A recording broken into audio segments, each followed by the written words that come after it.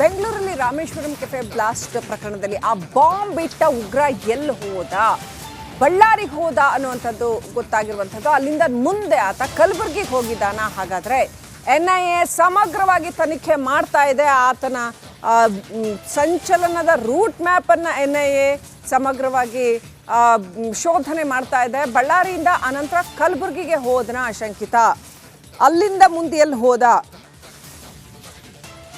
NIA ಮಹತ್ವದ ಸುಳಿವನ್ನ ಕೊಡ್ತಾ ಇದೆ. ಸಾಕಷ್ಟು ಮಹತ್ವದ ಕ್ಲೂಸ್ NIAಗೆ ಸಿಕ್ಕಿದೆ ಅಂತ ಹೇಳಲಾಗ್ತಾ ಇದೆ. ಆಟೋ ಚಾಲಕ ಒಬ್ಬ ಮಾಹಿತಿ ಕೊಟ್ಟಿರ್ತಕ್ಕಂಥದ್ದು, CCTVಯನ್ನು ಕೂಡ ಆಧರಿಸಿ ಆ ಮಾಹಿತಿಯನ್ನ ಅವರು ರೀಕನ್ಫರ್ಮ್ ಮಾಡ್ಕೊಂಡಿರ್ತಾರೆ. ಬಳ್ಳಾರಿಯಿಂದ ಉಗ್ರ ಕಲಬುರಗಿಗೆ ಹೋಗಿದ್ದಾನೆ ಅನ್ನುವಂಥ ಶಂಕೆ ವ್ಯಕ್ತವಾಗಿದೆ. ಅಧಿಕಾರಿಗಳ ಮತ್ತೊಂದು ತಂಡ ಕಲಬುರಗಿಗೆ ತೆರಳಿದೆ. ಕೆಲವೇ ಕ್ಷಣಗಳಲ್ಲಿ ಆರೋಪಿಯ ಮತ್ತೊಂದು ವಿಡಿಯೋ ಬಿಡುಗಡೆ ಆಗುವ ಸಾಧ್ಯತೆ ಇದೆ.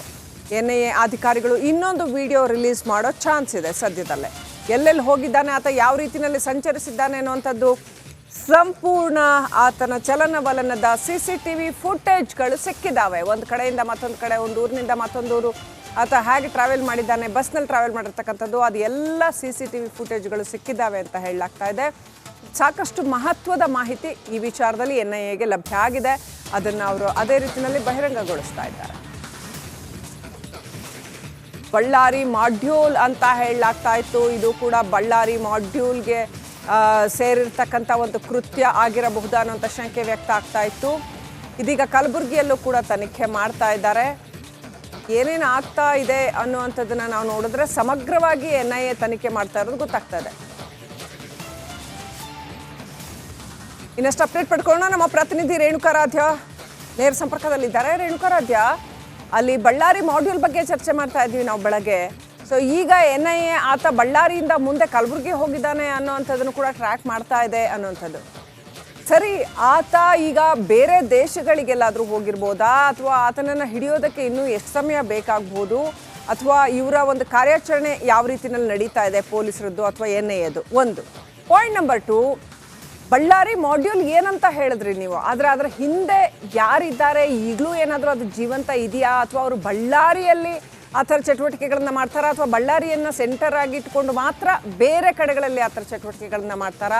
ಆ ಮಾಡ್ಯೂಲ್ ಸಂಪೂರ್ಣ ಡಿಸ್ಟ್ರಾಯ್ ಮಾಡೋದಕ್ಕೆ ಸಾಧ್ಯ ಆಗಿಲ್ವಾ? ಇನ್ನೂ ಏನಿದೆ ಅಪ್ಡೇಟ್?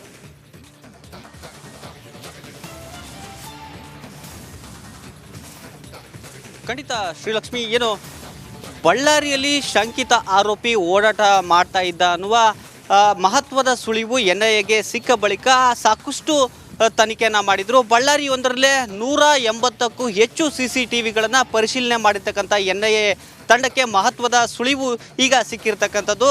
ಆದರೆ ಬಳ್ಳಾರಿ ಬಸ್ ನಿಲ್ದಾಣ ಮಾತ್ರವಲ್ಲ, ಬಳ್ಳಾರಿಯಿಂದ ಬೇರೆ ಬೇರೆ ಸರ್ಕಾರಗಳ ಮುಖಾಂತರ ಆತ ಇನ್ನೊಂದು ಮಾರ್ಗದ ಮುಖಾಂತರ ಬಳ್ಳಾರಿಯಿಂದ ಹೊರ ಹೋಗಿದ್ದಾನೆ ಅನ್ನುವ ಮಹತ್ವದ ಸುಳಿವು ಈಗ NIA ಅಧಿಕಾರಿಗಳಿಗೆ ಸಿಕ್ಕಿರ್ತಕ್ಕಂಥದ್ದು. ಕೇವಲ CCTV ಫುಟೇಜ್ ಮಾತ್ರವಲ್ಲ, ಆಟೋ ರಿಕ್ಷಾ ಚಾಲಕರ ಮಾಹಿತಿಯಿಂದನೂ ಕೂಡ NIA ಅಧಿಕಾರಿಗಳಿಗೆ ಈಗ ಸಿಕ್ಕಿರ್ತಕ್ಕಂಥ ಮಾಹಿತಿ ಏನು ಅಂದರೆ, ಕಲಬುರಗಿಯತ್ತ ಈ ಒಂದು ಶಂಕಿತ ಆರೋಪಿ ಪ್ರಯಾಣ ಬೆಳೆಸಿದ್ದಾನೆ ಅನ್ನುವ ಮಾಹಿತಿ ಲಭ್ಯವಾಗಿರ್ತಕ್ಕಂಥದ್ದು. ಹೀಗಾಗಿ ಬಳ್ಳಾರಿಯಲ್ಲಿದ್ದ 2 ತಂಡಗಳ ಪೈಕಿ ಒಂದು ತಂಡ, ಅಂದರೆ NIA ಅಧಿಕಾರಿಗಳ ಒಂದು ತಂಡ ಈಗ ಕಲಬುರಗಿಗೆ ಹೋಗಿರ್ತಕ್ಕಂಥದ್ದು. ಆದರೆ ಇಲ್ಲಿ ಸಮಸ್ಯೆ ಆಗ್ತಾ ಇರ್ತಕ್ಕಂಥದ್ದು ಏನಂದರೆ, ಆ ಶಂಕಿತ ಆರೋಪಿ ಬಳ್ಳಾರಿ ಜೊತೆಗೆ ಆಂಧ್ರವನ್ನು ಬಳಸಿಕೊಂಡು, ಆಂಧ್ರದ ಆಲೂರು ಜೊತೆಗೆ ಅದೋನಿ, ಆಮೇಲೆ ಮಂತ್ರಾಲಯ, ಆ ಬಳಿಕ ಮತ್ತೆ ಕರ್ನಾಟಕದ ರಾಯಚೂರಿಗೆ ಎಂಟ್ರಿ ಆಗಿ ಅಲ್ಲಿಂದ ಗುಲ್ಬರ್ಗಕ್ಕೆ ಹೋಗಿರ್ಬೋದು ಅನ್ನೋದು ಒಂದು ಕಡೆಗೆ ತನಿಖೆ ಆಗ್ತಿದೆ. ಅಂದರೆ ಆ ಮಾರ್ಗದಲ್ಲಿ ಒಂದು NIA ಟೀಮ್ ಹೋಗಿರ್ತಕ್ಕಂಥದ್ದು, ಇನ್ನೊಂದು ಮಾರ್ಗ ಬಳ್ಳಾರಿ, ಸಿರುಗುಪ್ಪ, ಸಿಂಧನೂರು, ಲಿಂಗಸೂರು, ಈ ಶಾಪುರ,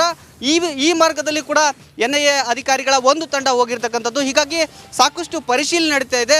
ಇಲ್ಲಿ ನೇರವಾಗಿ ಆತ ಕಲಬುರಗಿ ರೀಚ್ ಆಗಿದ್ದಾನ, ಅಥವಾ ಕಲಬುರಗಿಯ ಮಾರ್ಗ ಮಧ್ಯೆ ಮತ್ತೆಲ್ಲಾದರೂ ಇಳಿದಿದ್ದಾನ ಅನ್ನುವುದರ ಬಗ್ಗೆ ಸಾಕ್ಷಿಗಳನ್ನು NIA ಕಲೆ ಹಾಕ್ತಾ ಇರ್ತಕ್ಕಂಥದ್ದು. ಶ್ರೀಲಕ್ಷ್ಮಿ, ಇನ್ನೊಂದು ಕಡೆಗೆ ನೀವು ಕೇಳಿದ ಎರಡನೇ ಪ್ರಶ್ನೆ ಏನಂದರೆ, ಬಳ್ಳಾರಿ ಮಾಡಲು ಸಂಪೂರ್ಣವಾಗಿ ಡೆಸ್ಟ್ರಾಯ್ ಆಗಿದೆಯಾ ಅಥವಾ ಇಲ್ವಾ ಅನ್ನೋದು ಇನ್ನೂ ಕೂಡ ಕನ್ಫರ್ಮ್ ಆಗಿಲ್ಲ. ಯಾಕಂದರೆ ಇಲ್ಲಿ ಬಳ್ಳಾರಿಯಲ್ಲಿ ಸಿಕ್ಕಿರ್ತಕ್ಕಂಥ ಶಂಕಿತ ಉಗ್ರರು ಏನು ಡಿಸೆಂಬರ್ನಲ್ಲಿ ಸಿಕ್ಕಿದ್ರು, ಕಳೆದ ವರ್ಷ ಡಿಸೆಂಬರ್ನಲ್ಲಿ ಸಿಕ್ಕಿದ್ರು, ಅವರು ಇನ್ನೂ ಕೂಡ ಕೆಲವರನ್ನು ಟ್ರೈನಿಂಗ್ ಮಾಡಿದರು, ಅಂದರೆ ಕೆಲವರಿಗೆ ಟ್ರೈನಿಂಗ್ ಕೊಟ್ಟಿದ್ದರು, ಅವರು ಇನ್ನೂ ಕೂಡ ಕಾರ್ಯಾಚರಣೆಯಲ್ಲಿ ಇದ್ದಾರೆ, ಅವರು ಸಂಪೂರ್ಣವಾಗಿ ಇನ್ನೂ ಡೆಸ್ಟ್ರಾಯ್ ಆಗಿಲ್ಲ ಅನ್ನೋದು ಒಂದು ಕಡೆ ವಾದ ಆಗಿರ್ತಕ್ಕಂಥದ್ದು. ಹೀಗಾಗಿ ಬಳ್ಳಾರಿಯ ಬಗ್ಗೆ ವಿಶೇಷವಾಗಿ NIA ಅಧಿಕಾರಿಗಳು ಸಾಕಷ್ಟು ನಿಗಾವನ್ನು ಇಟ್ಟಿರ್ತಕ್ಕಂಥದ್ದು.